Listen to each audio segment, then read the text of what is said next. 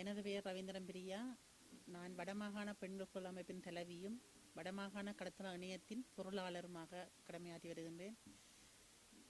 எமது இலங்கை கடற்பரப்பில் அத்துமீறி தொழில் செய்கிற இந்திய இழுவை மடிகளாலும் உள்ளூர் இழுவை மடிகளாலும் சட்டவிரோத தொழில்முறைகளாலும் எமது கடற்பரப்பில் எமது மீனவன் சுதந்திரமாக தொழில் செய்ய முடியாத நிலையில் பெருந்துன்ப துயரத்துக்கு இருந்து நாங்கள் ஒவ்வொரு முறையும் குரல் பதிவு செய்து கொண்டிருக்கின்றோம், போராட்டங்கள் செய்திருக்கின்றோம், அழுத்த செயற்பாடுடன் செய்து கொண்டே இருக்கின்றோம்.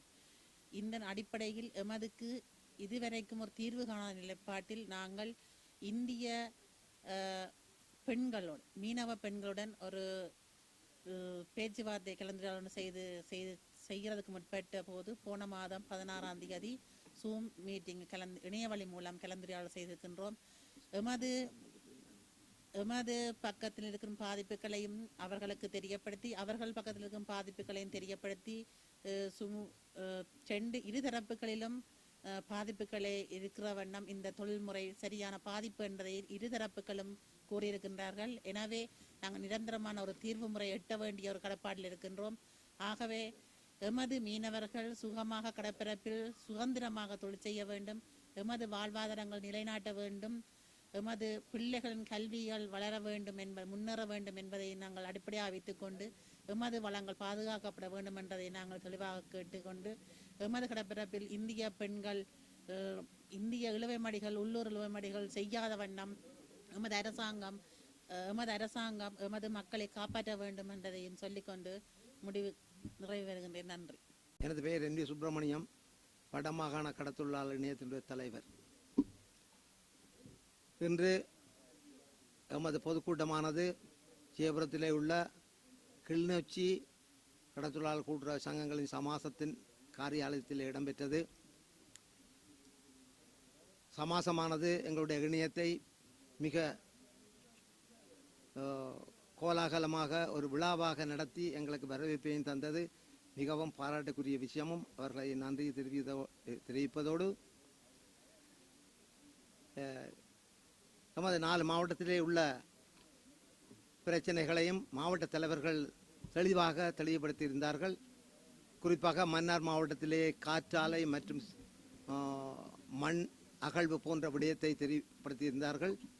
அவர்கள் தொடர்ச்சியாக இந்த விடயத்தை எங்களுக்கு வற்புறுத்தி வந்த காரணத்தினால் நாம் அந்த மாவட்டத்திலே ஒரு போராட்டத்தை நடத்தி அந்த மக்களுக்கு ஒரு விடிவை தேடுவ நோக்கத்திலே இந்த ஒரு தீர்மானத்தை எடுத்திருக்கின்றோம். வெகு விரைவாக மன்னார் மாவட்டத்திலே ஒரு போராட்டத்தை நடத்துவதாக தீர்மானித்திருக்கின்றோம். அடுத்தது இந்த பொன்னாவளி என்ற கிளிநொச்சி மாவட்டத்தில் உள்ள பொன்னாவளி என்ற கிராமத்திலே 3000க்கு மேற்பட்ட ஏக்கருக்கு மேற்பட்ட நிலப்பரப்பை கையகப்படுத்தி ஜப்பானில் உள்ள ஒரு சீமெண்ட் நிறுவனத்திற்கு சுண்ணக்கல் அகழ்வு சம்பந்தமாக அல்ல அகழ்வதற்கான அனுமதியை வழங்கியிருக்கிறார்கள். அதற்கு தொடர்ச்சியாக அந்த மக்கள் போராட்டம் நடத்தி வருகிறார்கள். இந்த வகையிலே நாங்கள் இணையம் என்ற வகையிலே நாங்களும் அவருடன் சேர்ந்து இந்த போராட்டத்தை நடத்தி அந்த அகழ்வை முறியடிக்க வேண்டும் என்ற ஒரு தீர்மானத்தை எடுத்திருக்கின்றோம். அடுத்ததாக முல்லைத்தீவு மாவட்டத்திலே லைட் பாய்ச்சி மீன்பிடிப்பது மற்றும் சுருக்கு வலை போன்ற தொழில்கள் அங்கே கூடுதலாக வெளி மாவட்டத்திலிருந்து வருபவர்கள் இங்கே வந்து அமைச்சர் மற்றும் திணைக்களத்தின் ஆதரவோடு செய்கிறார்கள். அவர்களை கட்டுப்படுத்த முடியவில்லை. அந்த கட்டுப்படுத்துவதற்கு இணையமும் தங்களுக்கு ஒரு உதவியாக நின்று அதை முறியடிப்பதற்கு ஆவணம் செய்வோம் என்று கேட்டிருக்கிறார்கள். வருங்காலங்களிலே அடுத்தடுத்த நடவடிக்கையிலே அதை நாங்கள் முன்னெடுப்பதற்கு தீர்மானித்திருக்கின்றோம். அத்தோடு யாழ் மாவட்டத்தை பொறுத்தவரையிலே வடமராட்சி கிழக்கிலே தொடர்ந்து வெளி மாவட்ட மீனவர்கள் சுருக்கு வலையை பாவித்து அங்கே உள்ள மீன் வளங்களை அழிப்பது அல்லது மீன்களை வாரி செல்வது தொடர்ச்சியான வேலையாக நடந்து கொண்டிருக்கிறது. அதை முறியடிப்பதற்கு நாங்கள் இணையம் என்ற சார்பிலே அதை முன்னெடுப்போம். அதற்கு அப்பாலே சில 2 தினங்களுக்கு முன்னர் இந்தியாவிலே இருந்து வருகை தந்த ஒரு இழுவமடி படகிலே இருந்த ஒரு இந்திய மீனவர் இலங்கையின் கடற்படை படகுடன் மோதப்பட்டு அவர் உயிர் இழந்திருக்கின்றார். அது ஒரு துன்பவியல் சம்பவம். அதற்காக அவருக்கு நாங்கள் எங்களுடைய கண்ணீர் அஞ்சலிகளை தெரிவிப்பதோடு அவர்களால் பிரிவால் துயரும் மக்களுக்கும் எங்கள் அனுதாபத்தை தெரிவிக்கின்றோம். அது ஒரு பக்கம் இருக்க, இலங்கை ஒரு இறைமையுள்ள நாடு. அந்த நாட்டிற்கு ஒரு எல்லை இருக்கிறது. அதற்கு அந்த கடற்பரப்புக்கு இலங்கையிலே சி ஆஃப் ஸ்ரீலங்கா என்ற ஒரு பெயர் சூட்டப்பட்டிருக்கிறது. அந்த சி ஆஃப் ஸ்ரீலங்காவுக்குள்ளே அந்த கடலை பாதுகாப்பதற்கு எங்களுடைய கடற்படை ரோந்து நடவடிக்கையிலே ஈடுபடுகின்றது. குறிப்பாக இந்தியாவிலிருந்து உரிமையுள்ள நாட்டுகளிலே எல்லை தாண்டி வந்தது முதலாவது குற்றம். தாண்டி வருவதும் இல்லாமல் உள்நுழைந்து சட்டவிரோத தொழிலில் ஈடுபட்டது இரண்டாவது குற்றம். இலங்கை கடலை அண்மித்த பகுதிகளிலே லைட் இல்லாமல் அங்கே மீன்பிடியில் ஈடுபட்டது மூன்றாவது குற்றம். இந்த 3 குற்றங்களையும் செய்த நேரத்திலே துரதிர்ஷ்டவசமாக ரோந்து நடவடிக்கையிலே ஈடுபட்டு கொண்டிருந்த நேவியுடன் மோதி அல்லது நேவியுடன் இழுவமடி படகு மோதியதோ அல்லது நேவி மோதியதோ தெரியவில்லை. ரெண்டும் ஒரு சந்தர்ப்பத்திலே மோதிய காரணத்தினால் அங்கே ஒரு மீனவன் இறந்திருக்கின்றார். ஒரு மீனவனுடைய உடலம் எடுக்கப்படவில்லை. இருவர் காப்பாற்றப்பட்டிருக்கின்றார்கள். அவர்கள் உடனடியாக நேற்று ஊராத்துறையில் உள்ள நீதிமன்றத்திலே எந்தவித தண்டனம் இல்லாமல் விடுதலை செய்யப்பட்டிருக்கிறார்கள். இன்று அவர்கள் அவருடைய இல்லப்பரப்பிலே அவருடைய உடலமும் விடுவிக்கப்பட்ட இருவரும் கையளிக்கப்பட்டிருக்கின்றார்கள். இனியாவது இந்த துர்பாக்கிய நிலையில இருந்து இந்திய மீனவர்கள் ஒரு பாடம் கற்க வேண்டும். தங்களை தாங்கள் உணர்த்த வேண்டும். எல்லை தாண்டுவதை நிறுத்த வேண்டும். கூடுதலாக நான் முன்பு சொல்லியிருக்கின்றேன், இப்பொழுது ஏதோ ஒரு உள்நோக்கத்தோடு கூடுதலாக கைது செய்யப்படுகின்றது. அதையும் தாண்டி வருகிறார்கள்.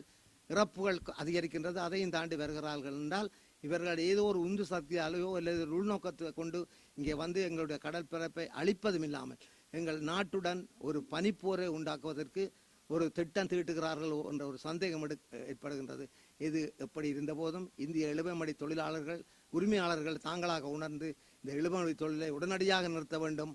இல்லையேல் இப்படியான அனர்த்தங்கள் இப்படியான துன்பங்கள் ஏறுவதற்கு இந்திய இழுவைப் படகு முதலாளிகளே இது காரணியாக இருக்கிறார்கள்.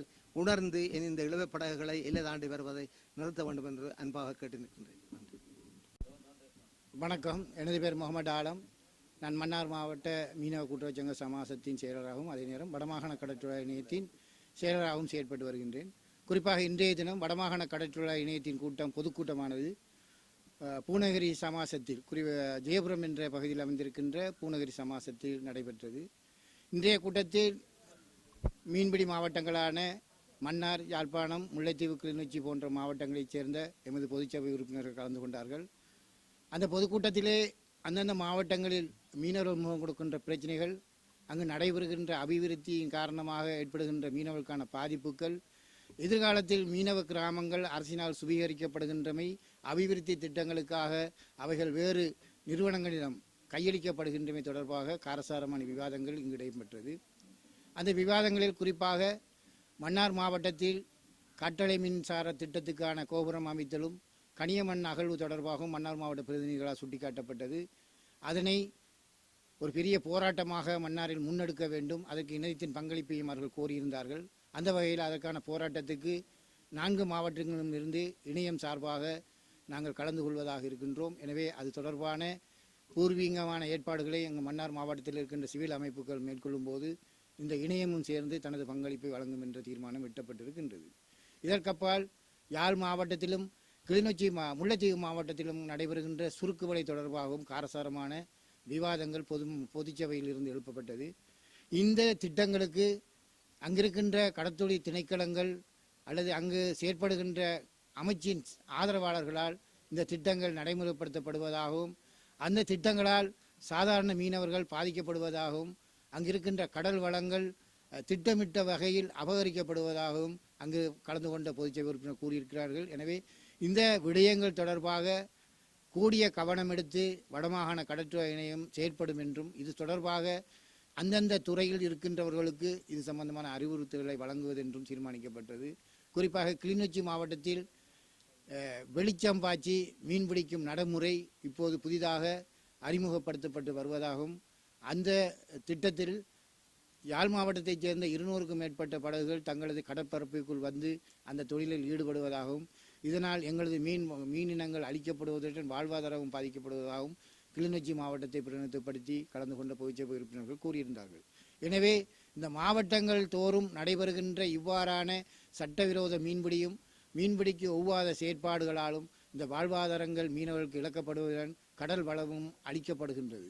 எனவே கடல் சூழலுக்கு பாதிப்பு ஏற்படுகின்ற இவ்வாறான செயற்பாடுகள் முற்றுமுழுதாக நிறுத்தப்பட வேண்டும். அதில் எதிர்காலத்தில் தொடர்பாக இருந்தால் பாரிய அளவிலான வடமாகாணம் தழுவிய ரீதியில் நாங்கள் இந்த விடயத்தை போராட்ட வாயிலாக முன்னெடுக்க இருக்கின்றோம். இதற்கப்பால் இன்று ஜனாதிபதி தேர்தலுக்காக முன்னெடுக்கின்ற 3 பிரதான கட்சிகளும் தங்களது தேர்தல் விஞ்ஞாபனத்தில் மீனவர்கள் தொடர்பாக, மீனவர்கள் நலன் தொடர்பாக எந்தவிதமான அறிவித்தலையும் இதுவரை வாய் திறந்து கூறுவதாக இல்லை.